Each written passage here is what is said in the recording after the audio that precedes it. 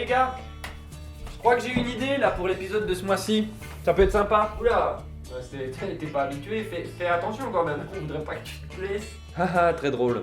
Ouais, bah. Vas-y, hein, toujours preneur d'idées. Hein. Bon alors, si je vous dis mois d'octobre, je vous fais penser à quoi là, tout de suite? Je sais pas, le mois avant novembre, ou non, ça commence comme octopus, la pieuvre en anglais, on a un chapeau poulpe, je sais pas. Moi, vous m'oubliez, hein, je suis toujours nul avec ces trucs-là. Mais non, putain, c'est Halloween les mecs. Mois d'octobre alors. C'est les déguisements, c'est les bonbons, les films d'horreur, tout ça quoi. Ah, mais t'as porté des bonbons alors? Non, mais par contre, je vais venir prendre vos vies. Ouh. Putain, ça fait flipper. Oui bah. En même temps, c'est le but, hein. Non, mais je parlais de ton jeu d'acteur là et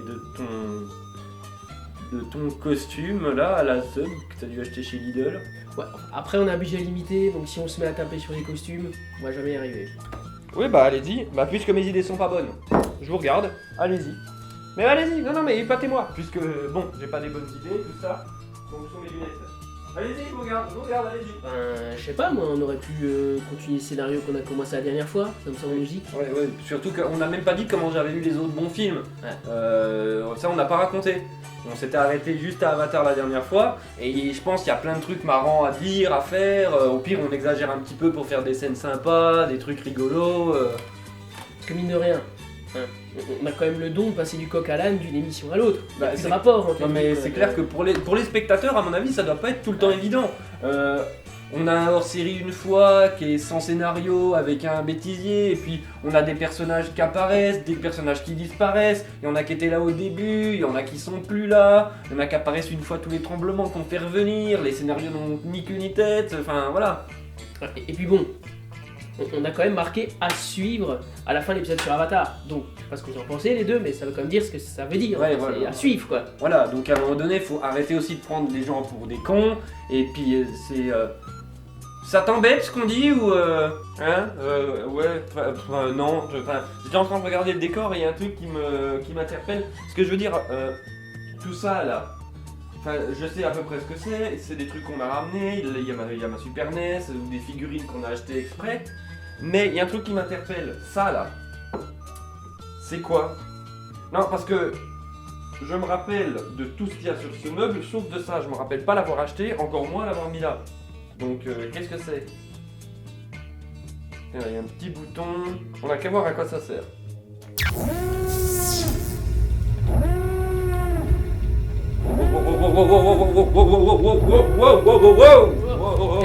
Coupe ça. Coupe ça. Coupe Tout de suite. Coupe cette merde! Coupe! Oui, oh! J'essaye, j'aimerais bien. Ouah. Ya. Wow. Allez, vite, venez par là, dépêchez-vous, allez, venez. Ouais, ça m'a l'air un petit peu vieillot tout ça quand même. Tu trouves pas, Doc? C'est sûr que là c'est pas 5 étoiles là, mais tu nous as emmené où Doppel là? Wow, stop! C'est quoi cette affaire là? Qu'est-ce qui se passe? J'imagine que t'as pas pu t'empêcher de toucher à tout, comme d'habitude. De quoi? Je veux parler du correcteur matriciel de champ quantique bilatéral. J'ai dû l'oublier dans le décor la dernière fois, mais t'as appuyé sur le bouton, n'est-ce pas? Quoi? Ce truc là? Mais non, mais c'est un gyrophare de chez Jiffy. Mais évidemment! Sinon, tout le monde saurait que c'est un convecteur matriciel de champ quantique bilatéral. Mais t'as vu que ça veut rien dire quand même. Ouais, je sais, mais ça fait super classe. Et puis, toi, t'y connais quelque chose en champ quantique bilatéral, peut-être? Bah je regarde un peu Flash, ça parle de multivers, de boucles temporelles, ce genre de choses. Non, j'y bite que dalle. Bon, et bien voilà, problème réglé. Bon, je vous explique le topo. Voici un autre Keljin et un autre Doko d'un univers parallèle.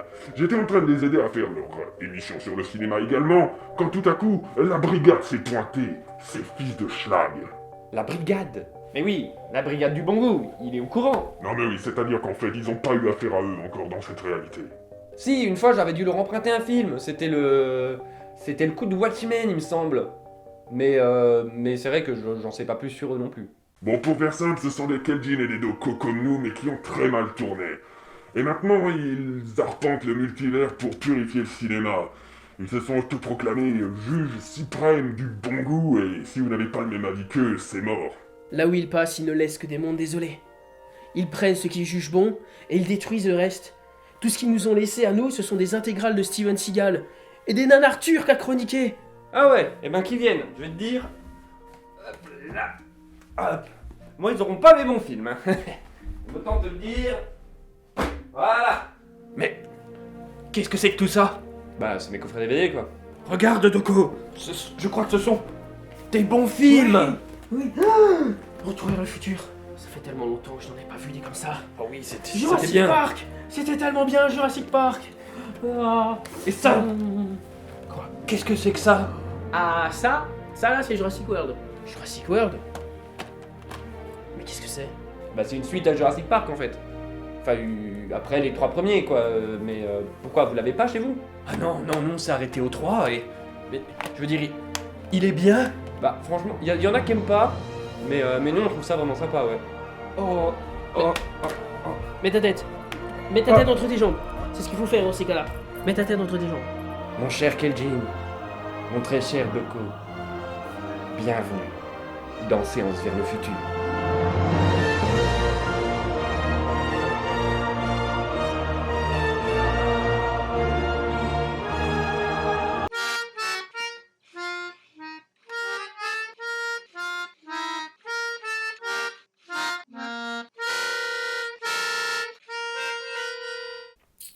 Ça non plus, vous avez pas chez vous, je pense. Si, ça on a. On a. C'est. Et la flûte sur Titanic, on a aussi. Tous les trucs de merde, on a gardé. Jurassic World est donc un film de dinosaures sorti le... Un film de dinosaures? Je suis pas sûr que ce soit un genre à part entière. Hein. Ouais, je sais, mais c'est plus rapide que de dire un film fantastique, slash science-fiction, slash action, slash survival, slash anticipation. C'est vrai que ça fait beaucoup de slash. Du coup, ça fait un paquet de Guns N' Roses.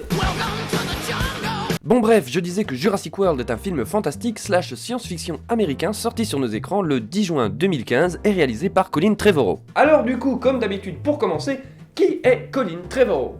D'accord, mais tu peux faire un peu plus vite que la dernière fois, parce que pour Cameron ça va durer 2 plombes. Non mais t'inquiète, ça va aller beaucoup plus vite, il a fait que 3 films lui, donc... Ah bon, bah vas-y alors. Colin Trevorrow est né le 13 septembre 1976 à San Francisco et sort diplômé de la Tisch School of the Arts de l'Université de New York en 1999. Il réalise un court-métrage intitulé Home Base en 2002 et un documentaire en 2004 intitulé Reality Show, qui n'est aujourd'hui plus disponible en raison des pressions exercées par l'acteur principal du film, si j'ai bien tout compris. En 2012, il réalise son premier long métrage, Safety Not Guaranteed, avec lequel il remportera le prix de meilleur scénariste américain lors du festival de Sundance de la même année. Du coup, les grands pontes d'Hollywood, toujours à la recherche de chair fraîche pour réaliser leurs moult projets, moult remakes et moult remake suites, se sont jetés sur lui pour réaliser la suite de Jurassic Park, à savoir Jurassic World. Et évidemment, il a accepté. En même temps, faudrait être assez con pour dire non. Il a depuis également réalisé un autre long métrage, The Book of Henry, et avait été au départ choisi pour s'occuper de l'épisode 9 de Star Wars, avant d'être remplacé par J.J. Abrams sans raison de divergence artistique avec Lucasfilm. Pardon. T'as dit Star Wars épisode combien? Je crois qu'il a dit 9. Quoi, vous avez pas la nouvelle trilogie dans votre dimension non plus? Il y a une nouvelle trilogie Star Wars? Je veux voir ça tout de suite! Oui, on verra ça après. Un film à la fois peut-être, hein? Merci. Le film commence donc par nous présenter Gray et Zach, deux frangins que leurs parents envoient en voyage à Jurassic World, un nouveau parc d'attractions construit sur les ruines de Jurassic Park sur Isla Nublar et qui est administré par leur propre tante, Claire, qui est interprétée par Bryce Dallas Howard. Bon, a priori, c'est pas la meilleure des tatas du monde, hein, puisque visiblement ça fait quand même genre 7 ans qu'elle les a pas vus. Parce que le boulot, bla bla bla bla. Donc ouais, elle les laisse faire un petit peu leur petite vie dans le parc parce qu'elle a de plus gros chats à fouetter. En l'occurrence, elle doit présenter à ses sponsors et au patron du parc, Monsieur Masrani, leur premier modèle de dinosaure hybride, l'Indominus Rex. Et à titre perso, je trouve qu'ils sont un peu trop sereins en fait devant la bestiole. Elle a tenté de briser la vitre. Elle a du cran, j'aime ça. Gros, tu veux pas lui filer une médaille, non plus? Parce que je te rappelle que tu parles d'un dino hybride qui a priori est assez violent au milieu de ton parc d'attractions. Donc non, t'arrêtes d'être hypé, s'il te plaît. Oh, elle est blanche. Vous ne me l'aviez pas précisé. C'est raciste ça! Avertissement! Bon, mine de rien, Masrani veut quand même s'assurer que son enclos est viable à 300%, On peut le comprendre, hein. et demande à Claire de faire appel à un ancien de la Navy qui travaille aussi dans le parc, Owen Grady. On fait donc la connaissance de ce monsieur, interprété par Chris Pratt, qui s'occupe de l'enclos des raptors, parce que oui, il y a toujours des raptors, hein, et plus particulièrement d'un projet visant à les dompter, en quelque sorte. Non mais là stop, c'est nimp. Quoi encore? Non, et si c'est pour revenir une énième fois sur cette histoire de Raptor dompté tout ça, non, j'avoue, c'est vrai que dans la bande-annonce, aux premières vues, ça avait l'air un petit peu chelou, un petit peu bizarre, mais bon, si on réfléchit bien 2 secondes, c'est des animaux sauvages. Et on a déjà vu des lions domptés, des jaguars, des panthères, alors pourquoi pas des raptors si on pousse dans le délire plus loin. Et puis, on voit bien que dans le film, en plus, ça fonctionne très bien, c'est très bien expliqué. Ouais... Moi, je voulais juste dire qu'il y avait Omar Sy. Je trouvais ça bizarre, en fait. Service après-vente, bonjour. On fait aussi la connaissance avec Hoskins, joué par Vincent D'Onofrio, qui est un mec de chez InGen et qui a donc évidemment... Des mauvaises idées. Oui, c'est parce qu'on ne change pas une équipe qui gagne. Oui, et là, en l'occurrence, c'est utiliser les raptors comme des armes. Ah oui, je confirme, c'est un bon gros plan de merde. Ça va pas du tout partir en couille. Et d'ailleurs, pour vous prouver que c'est quand même un petit peu dangereux, eh bien il y a le stagiaire de 3ème qui va effectuer devant vous un plongeon dans la cage au raptor. Maintenant.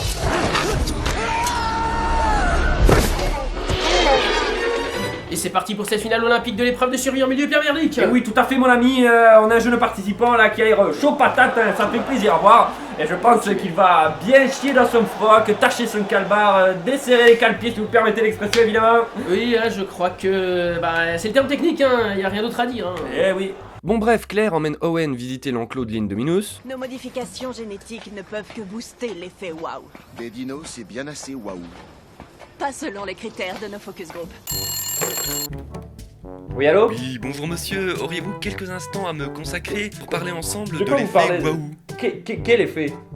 Et puis vous êtes qui, vous? Comment vous avez eu le numéro? En plus, il est pas branché ce téléphone. Mais alors comment on fait depuis le début de l'émission?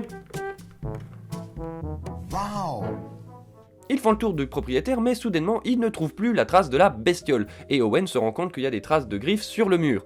Alors tout le monde panique, Claire part en trompe pendant qu'Owen et deux autres pions rentrent dans l'enclos. Elle appelle les gens du centre de contrôle pour qu'ils lui disent que l'Indominus, il a pas bougé, il est toujours dedans, et que du coup, il y a des gens avec maintenant. Y a un problème là.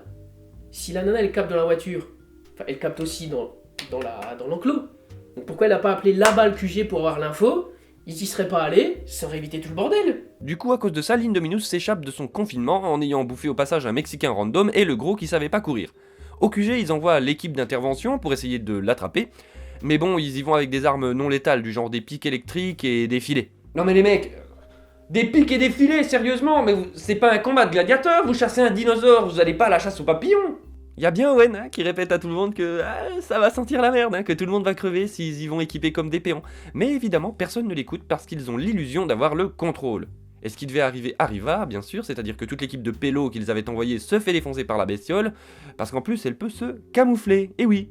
Non mais là c'est plus un dinosaure là, c'est limite s'il a pas des super pouvoirs le machin, enfin faut m'expliquer. Ils ont fait quoi au labo? Ils se sont fait des shots tequila eau de javel avant de le faire Et puis c'est quoi ce nom d'abord? Indominus Rex. On voulait quelque chose d'effrayant et de facile à prononcer. Vous entendez un enfant de 4 ans essayer de dire Archaeornithomimus.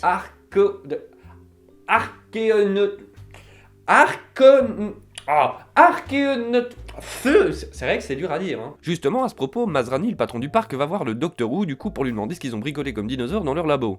Quoi? Y'a le Docteur Who dans le film? Ils ont craqué les scénaristes ou quoi? Comment t'expliques qu'il a créé des dinosaures? Avec son tournevis là. D'accord, c'est un tournevis craqué, c'est cheaté, il est Sonic et tout, mais y a des limites. Là on parle de dinosaures, mec. Mais non, abruti, je parle pas du Docteur Who, l'anglais. Moi je parle du Docteur Who, le chinois. Mais oui, mes amis, mais c'est très simple. Alors, on a mélangé de l'ADN de souche, de l'ADN de pieuvre, de l'ADN de serpent, de grenouille, de singe, de banane, de mitrailleuse, de space cake. On a mis un petit peu d'huile d'olive, de l'eau de javel, 2 shots de tequila et un zeste de citron vert. Et vous allez voir, on a mis ça 2h45 au four thermostat 47. Et paf, ça fait des... Un instant. Ça fait des... Bon d'accord, ça fait un petit peu un kaiju, mais bon c'est... On va crever!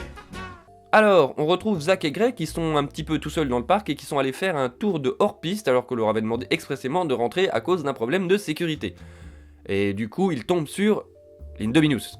Bonjour, auriez-vous un instant pour parler de notre sauveur Raptor Jésus? Mais ils arrivent néanmoins à se barrer en sautant dans la flotte parce que oui, l'Indominus a le même point faible que pas mal de héros de jeux vidéo, il sait pas nager. Oh bah t'es gentil, faut bien qu'il ait 2-3 faiblesses quand même le machin, c'est déjà limite Godzilla. Alors j'annonce, si ce bousin là il se met à cracher du feu là, Moi, je descends un shot de tequila. Voilà. Non, mieux. Je prends 2 shots de tequila. Je suis un dingue. On en a plus rien à foutre à ce stade. Mais Claire est très inquiète et demande à Owen de l'aider à retrouver les gamins. Ils y vont, tombent sur un troupeau de brachiosaures qui s'est fait visiblement déchirer le cul par l'Indominus, Parce que visiblement, le truc a un planning très serré, il a pas le temps. et finissent par retrouver les restes de leur véhicule et les traces de leur fuite. Temps mort. Les talons là, ça fait. Madame, c'est pas réglementaire. Vous amenez pas les talons sur un terrain. Puis c'est pas crédible surtout. Alors moi, je suis sûr que c'est possible. Ghislaine, montre-nous s'il te plaît.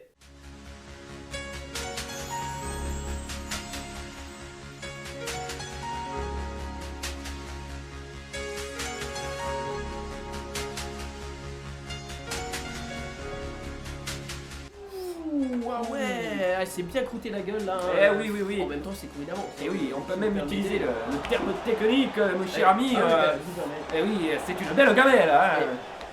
Les 2 gamins finissent eux par tomber sur l'ancien centre de contrôle du premier parc qui avait été laissé à l'abandon dans la jungle et réussissent à faire redémarrer une vieille Jeep qui traînait par là. Claire et Owen arrivent à peine trop tard et les loupent, par contre ils tombent sur Godzilla qui était de passage par là et arrivent à s'en sortir in extremis. D'ailleurs, petite note à l'attention du premier film, un dino taille T-Rex qui rentre dans un bâtiment, eh ben il rentre comme ça. Voilà, il casse des trucs, il se téléporte pas miraculeusement au milieu de la salle. Hein. En parlant de téléportation, donc l'Indominus continue sa folle course à travers la jungle et est maintenant prise en chasse par un hélico sur lequel on a enfin monté une grosse sulfateuse, pilotée par Monsieur Masrani himself. Bon, visiblement, ils ont embarqué que des Stormtroopers dans l'hélico, parce que malgré la taille du dinosaure, ils n'arrivent pas à le toucher. Et il va finalement défoncer la volière de laquelle s'enfuient tous les ptérodactyles qui étaient enfermés.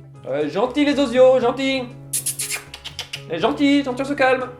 Après avoir défoncé l'hélico qui va s'écraser en contrebas, les ptérodactyles débarquent au milieu des visiteurs et sèment la panique parmi tout ce petit monde Pardon, est-ce que ce gars vient de se mettre à l'abri en sauvant son cocktail? Finalement, après avoir foutu suffisamment le bordel et bouffé l'assistante de Claire, qui n'en demandait pas tant, les ptéros sont neutralisés. Mais c'est toujours la merde, puisque je rappelle que l'Indominus se balade toujours librement dans le parc. Mais heureusement, notre ami Hoskins est là, avec ses bonnes idées, et devinez ce qu'il va faire. Un petit déj. Ferme ta gueule! Bah, je sais pas, utiliser les raptors peut-être. Non, parce que tant qu'à avoir des idées de merde, autant la pousser jusqu'au bout. Exactement, oui. Non, en même temps, pas très surprenant, mais oui. La merde boule arrive enfin. C'est pas...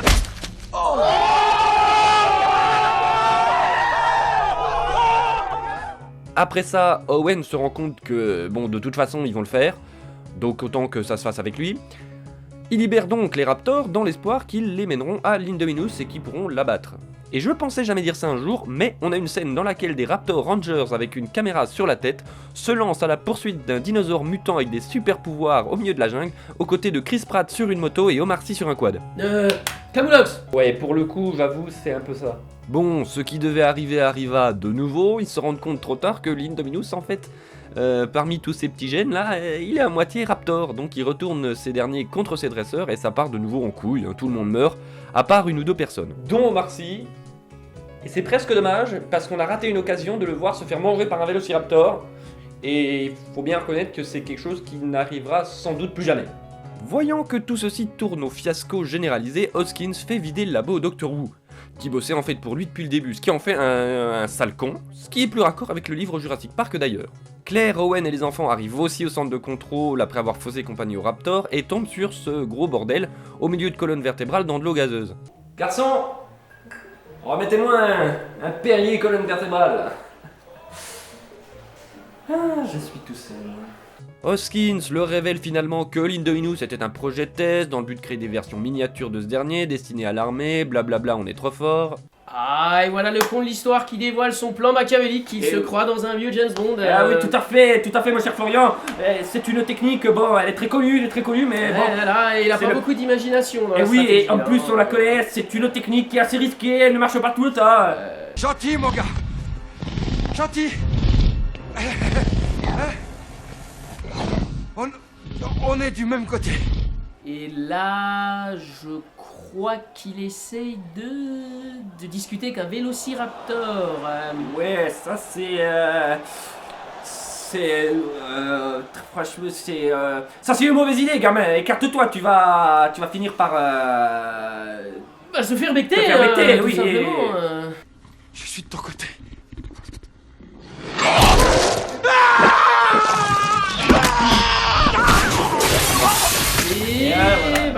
voilà. c'est ce qu'on avait dit là, il a pris un but là. Et voilà, il est con, a perdu quoi. le match, hein. Il est con, putain. Finalement, le petit groupe se fait rattraper par les Raptors, mais finalement, Blue, leur leader, se retourne contre l'Indominus. Elle se fait assommer d'entrée de jeu, et ce sont les deux autres Raptors qui tentent de se charger de la grosse bestiole pendant que les humains regardent. Et petite question comme ça, pourquoi vous restez?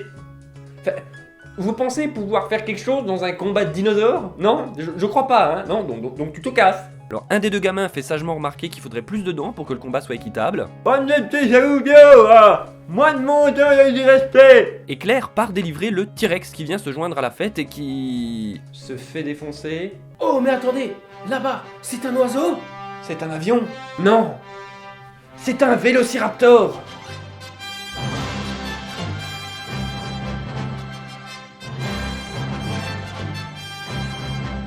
Après une grosse bagarre à 2 contre 1, l'Indominus est mise à terre et se fait finalement becter par le Mosasaur qui surgit de la flotte tel le requin dans Peur Bleue. Encore une preuve de plus dans ma théorie que Peur Bleue c'est quand même vachement Jurassic Park. Bon, même si pour le coup là c'est l'inverse, mais ça fonctionne. Dites voir, parce que c'est bien beau tout ça, c'est bien rigolo, mais quand c'est qu'on a votre avis sur le film? Ah oui, mais ça c'est normal, c'est normal. D'abord on parle du film, là il va faire la synthèse. Et là c'est intéressant, là faut le regarder, il est sérieux et tout, j'aime bien ce moment-là. Jurassic World fait partie de ces films dont j'avais furieusement envie de parler dans l'émission depuis un moment. Tout d'abord parce que c'est un film que j'aime beaucoup pour diverses raisons, et ensuite parce qu'il a essuyé des critiques qui, selon moi, sont infondées. Car à l'heure des actionneurs paresseux, des blockbusters sans âme ou encore des œuvres pseudo-cryptiques élevées au rang de parangons cinématographiques malgré un scénario digne du dernier Transformers, il m'était impensable de laisser Jurassic World sans défense. T'es un peu la ligue de défense des droits des films mal aimés. Ouais, on peut le voir comme ça, ouais. On adresse souvent à ce dernier le même reproche stérile qu'à Star Wars 7, à savoir celui de n'être qu'un copier-coller de son matériau d'origine qui prendrait le spectateur pour une vache à lait et cervelée. Mais si cette critique a le mérite d'être facile à consommer et à répandre, elle a aussi le luxe de passer à côté de tout ce qui fait l'intérêt du long métrage à mes yeux. Car Jurassic World n'est pas un remake de Jurassic Park, il en est la suite logique. Jouant parfois sur des hommages tacites au film de Spielberg, le film de Trevorrow a néanmoins l'intelligence de reconnaître qu'il ne peut pas être Jurassic Park. Parce que comme j'aime à le répéter assez souvent, si vous avez envie de revoir un film, petit tips, revoyez le film en question en fait. Arrêtez de projeter vos envies et vos fantasmes sur un autre long métrage. C'est débile. Cette intelligence, on la doit sans doute au scénario de Rick Jaffa et Amanda Silver, dont le travail sur les 2 premiers volets de La Planète des Singes n'est plus à démontrer. Critique à la fois d'un système hollywoodien à la dérive, recyclant sans cesse de vieilles idées, et d'une société du spectacle à la recherche frénétique de frissons et de sensationnels, le film revient surtout aux fondamentaux du bouquin de Crichton, qui dénonçait alors déjà les dérives d'un monde cynique en quête de contrôle. A ce titre, on remarque que certains personnages comme le Dr Wu sont beaucoup plus proches de ce qu'ils étaient dans le livre que lors du premier film. D'ailleurs, si vous avez un moment et que vous ne l'avez pas lu, je vous recommande très chaudement la lecture du Jurassic Park de Crichton, qui est quand même assez différent du film de Spielberg, et vous verrez qu'il y a plein de petits éléments qui en fait sont repris dans Jurassic World. Jurassic World n'est donc pas le blockbuster idiot pour lequel certains ont voulu le faire passer, mais bel et bien une relecture lucide du livre et du film, à travers laquelle Trevorrow, Jaffa et Silver cristallisent avec brio les forces et les faiblesses de sa propre mythologie. Un film grand public certes, mais qui, grâce à une habile écriture, permet une mise en abîme et une réflexion sur son propre médium qui fait plaisir à voir. Et tel le tyrannosaure en fin de film dynamitant le squelette du spinosaure avant de terrasser l'Indominus, on finit par croire nous aussi au retour d'un cinéma grand public généreux, immersif et fédérateur.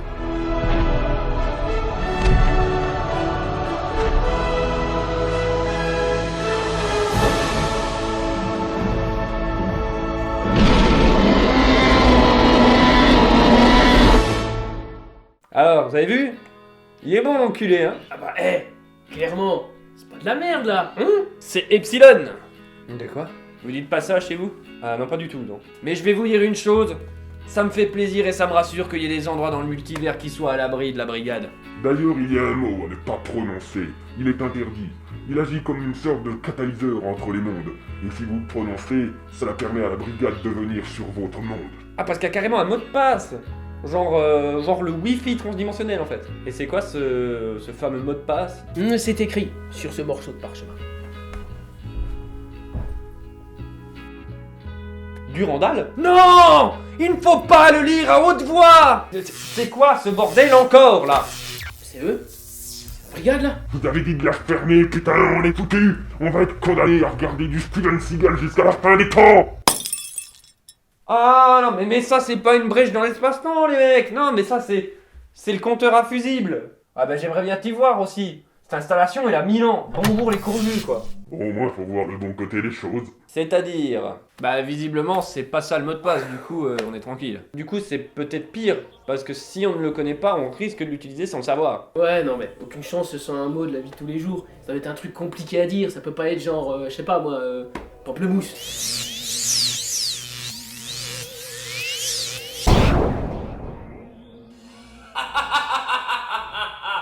Tremblez, misérables mortels! Voici venir la brigade